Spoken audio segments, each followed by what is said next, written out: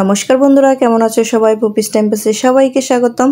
এই তো সকাল সকাল ভগবানকে সেবা দিয়ে দিলাম, আর সকাল সকালের সেবাটা হয়ে গেলে মনটা অনেকটা ফ্রেশ হয়ে যায়।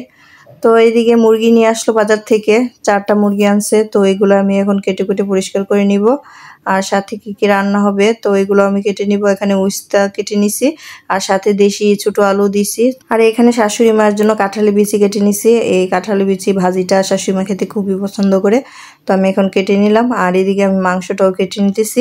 মাংসটা কেটে আমি ভালো করে পরিষ্কার করে নিব রান্নার জন্য রেখে, আর বাকিটা আমি ফ্রিজে তুলে দেব। আর ওইদিকে আমি পেঁয়াজ রসুন আদা সবকিছু ব্লেন্ড করে দিছি, তো ওইটা দেখালাম না। তো সবকিছু আমি কেটে বেছে একদম ধুয়ে দিছি। তো মেজ দিয়ে রান্নাটা সেরে নিবে। তো কড়াইতে দিয়ে দিল পেঁয়াজ কুচি, পেঁয়াজটা ভালো করে ভেজে নিবে। আর এদিকে ছোট দেশি আলুগুলো আস্তে আস্তে আলু ভেজে নিল মাংসতে দেওয়ার জন্য। আর এদিকে উস্তা ভাজিটা হয়ে গেছে। আর এদিকে এই যে শাশুড়ি মায়ের জন্য কাঁঠালি বিচিটাও রান্না হয়ে গেছে, আর সাথে টক ডাল আম দিয়ে। আর এদিকে পেঁয়াজ কুচিটা ভাজা হয়ে আসলে গুলে রাখা মশলা, মানে যা যা লাগে আর কি এগুলোর সবকিছু দিয়ে তো কিছু টাইম কষিয়ে নিবে। তারপর দিয়ে দিল মাংসটা দিয়ে ভালো করে কিছু টাইম কষিয়ে নিবে। তারপর ঝোলের জন্য পরিমাণ মতো জল দিয়ে দিবে। আর এই যে দেখুন কালারটা খুব সুন্দর এসেছে। এখন জল দিয়ে দিল, আর কিছু টাইম ফুটে আসলে গরম মশলা দিয়ে দিলেই বেশ মাংস রান্না কমপ্লিট। তো দুপুরে খাওয়া দাওয়া শেষ করে বিকালে একটু রেস্ট নিলাম। তারপর সন্ধ্যায় উদয় বলতেছে আজকে আমাদের সবাইকে চটপটি রান্না করে খাওয়াবে। তো এখানে চটপটির জন্য তো ডাল, তারপর আলু, ডিম সবকিছু একসাথে প্রেসার কুকারে সিদ্ধ বসিয়ে দিল। আর এদিকে যা যা লাগবে আমি এদিকে কেটে কুটে নিব। এখানে একটা শসা নিছি, পেঁয়াজ আর তারপর টমেটো। তো এগুলো আমি এখন কেটে নিব। তো উদয়ের আজকে শখ হয়েছে সবাইকে চটপটি রান্না করে খাওয়াবে।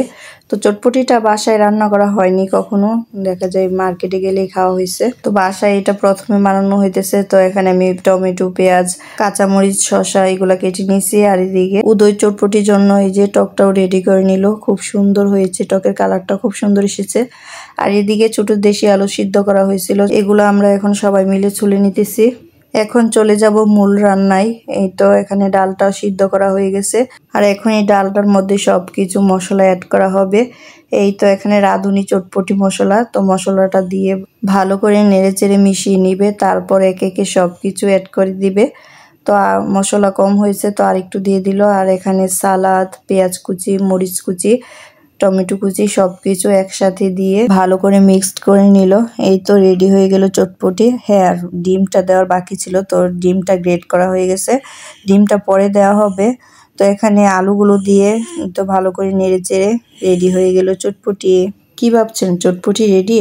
এখনো অনেক কিছু বাকি আছে, ফুচকা তো ভাজাই হয়নি। এদিকে আমি কড়াইতে কিছুটা ফুচকা ভেজে নিলাম। আসলে ফুচকা ছাড়া চটপটি ভালো লাগবে না। আর এই যে দেখুন চটপটির কালারটা খুব সুন্দর এসেছে। আর এখন খুব সুন্দর করে প্লেটে প্লেটে সাজিয়ে নিতেছে। আসলে এই কাজটাও উদয় করতেছে। উদয় অনেক বড় হয়ে গেছে, আজকে আমাদেরকে নাস্তা বানিয়ে খাওয়ালো। আর খুব সুন্দর করে প্লেটে প্লেটে সাজিয়ে দিল। আর এখন ফুচকাগুলো উপর থেকে ভেঙে দিল। এখন ডিম কুচি দিয়ে এই তো রেডি।